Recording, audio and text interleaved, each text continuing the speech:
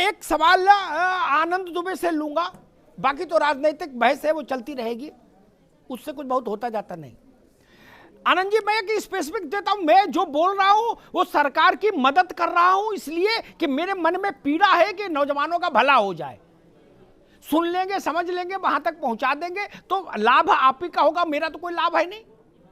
ना मैं नौकरी का अभ्यर्थी और ना मैंने चुनाव लड़ना, दोनों लालच नहीं मेरे पास, इसलिए मैं तो कबीरा खड़ा बाजार में।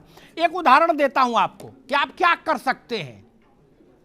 कई बार मंत्री हो जाना भी ये नहीं होता है कि समझ ज्यादा हो जाए, ऐसे भी गारंटी नहीं होती। सांसद विधायक मंत्री हो जाए तो समझ ज्यादा आ जाए, इसकी भी गारंटी नहीं होती। तो समाज के अलग अलग स्रोतों से जो जानकारी आए उसको समझ लेना चाहिए। एक उदाहरण देता हूं लाख टके का।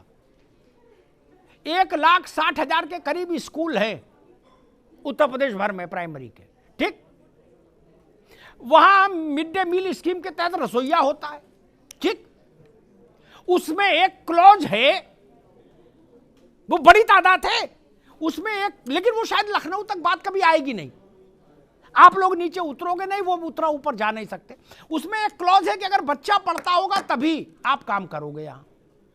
वो क्लॉज हट जाए और उनका मानदेय थोड़ा सा मिनिमम वेजेज एक्ट के हिसाब से हो जाए, इसके लिए ना लोकसभा बैठानी, ना राज्यसभा बैठानी, ना विधानसभा बैठानी, ना पार्लियामेंट में को है, ना सुप्रीम कोर्ट, ना हाई कोर्ट। बेसिक शिक्षा विभाग का एक ज्वाइंट सेक्रेटरी स्तर का अधिकारी आदेश जारी करेगा, कल करा दो, 50,000 लाख आदमी जय जय करेगा। आनंद जी, मैं ऐसे और भी उदाहरण दूंगा। मेरे पास तो वो है कि सीधी बात हो भाई कि भाई चलो हाँ ये कर देंगे, इसमें तो कोई नुकसान की बात ही नहीं। आनंद जी, दूसरा एक उदाहरण देता हूं, एक और सुन लो।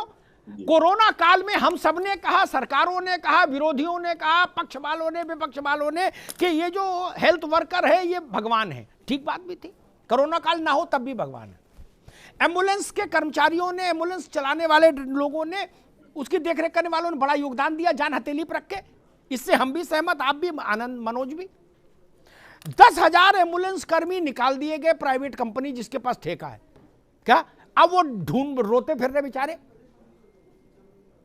क्या उस कंपनी को बुला के एक जरा ठीक ठाक कदकाठी का अधिकारी इनका निस्तारण नहीं करा सकता? इसके लिए कोई पार्लियामेंट्री बोर्ड की बैठक होगी? आनंद जी।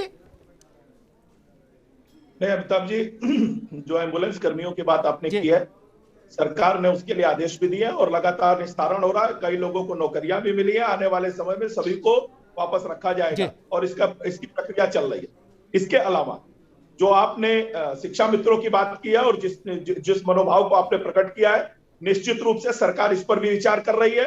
शिक्षा मित्रों से लगातार बातचीत चल रही है। आने वाले समय में आपको निश्चित रूप से सकारात्मक जो है पहल देखने को मिलेगी। जी कौशल कुमार, जी सर, जो मेरा इंप्रेशन है, जो मेरी धारणा है और जो मेरी कामना है वो ये है कि चुनाव से पहले, आचार संहिता लगने से पहले शिक्षा मित्रों को लेकर कोई संतुष्टिप्रद निर्णय आए। यहाँ जो मौजूद हैं पार्टी के प्रवक्ता, वो भी उस बात को कह रहे हैं और मेरी कामना भी यही है। आप बताइए, आप लोगों को कितनी उम्मीद बंध रही है? सर, सबसे पहले तो आपके द्वारा तो लगातार ही जी प्रयास किया जाता रहा कि कुछ बेहतर रिजल्ट निकल आए। नहीं, मैं यहाँ भी प्रयास करता हूँ, यहाँ के अलावा भी प्रयास करता हूँ जहाँ करना चाहिए। जनता पार्टी के प्रवक्ता है जी, हमारा उनसे कहना ये होगा कि पूर्ववर्ती सरकार ने या किसे क्या किया, लेकिन आज चूंकि हम आपके सहारे हैं, आज जो भी भविष्य संवारना है वो आपको संवारना है। आज स्थितियां ये हैं कि 10,000 में शिक्षा मित्र के लिए उसका परिवार ना चल के उसको कहीं ना कहीं मजदूरी करनी पड़ रही है, उसको रिक्शा चलाना पड़ रहा है। अगर आपने शायद पेपर के एक आध बार कटिंग भी देखी होगी उसमें, लेकिन आज जो स्थितियां हैं उसको संवारने के लिए अगर हम आपसे ये कहेंगे कि आप हमको इतना मानदेय दे दीजिए तो वो उसका हो सकता है वो हमको ना मिले, लेकिन हम इतना जरूर चाहेंगे कि सरकार द्वारा जो हमारी बेसिक दिक्कतें हैं उनको दूर कर दिया जाए जब तक स्थायी समाधान होता है जी। और इसके अलावा आपका वित्त विभाग अधिकतम इतना मानदेय दे कि हम सम्मानजनक जीवन व्यतीत कर सकें। इतना तो होना चाहिए, जब तक आपका रास्ता निकलता है तब तक इतना मिले। और दूसरा चीज 12 महीने का जो बार बार कहा जा रहा है कि जून के महीने में, हमको ये समझ नहीं आता कि 2 जून की रोटी 20 सालों से शिक्षा मित्रों को नहीं मिली है। तो ये जो बेसिकली जो समस्याएं हैं, इनको जरूर ध्यान दिया जाए, और इनका जो एक समय पीरियड है कि उनको आनंद जी ठीक है। कौशल, अब मुझे उसको और क्रिस्प करके ढंग से पूछ लेने दीजिए। आनंद जी, ये बहुत सरल प्रक्रिया है, इसमें मुझे लगता है ये तत्काल हो जानी चाहिए। 11 महीने की जगह 12 महीने की नियुक्ति।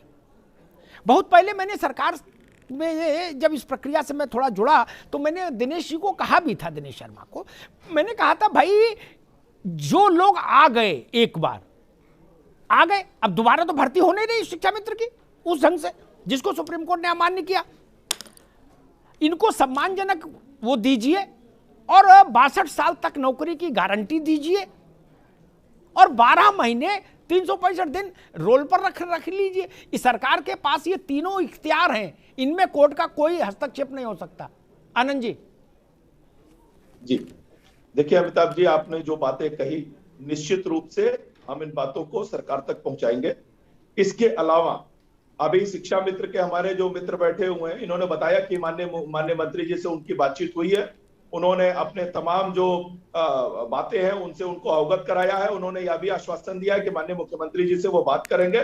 निश्चित रूप से इनकी जो भावनाएं हैं, इनकी जो मांग है, सरकार उस पर विचार करेगी और मैं कह रहा हूं आने वाले समय में निश्चित रूप से इसमें कोई रास्ता निकलेगा।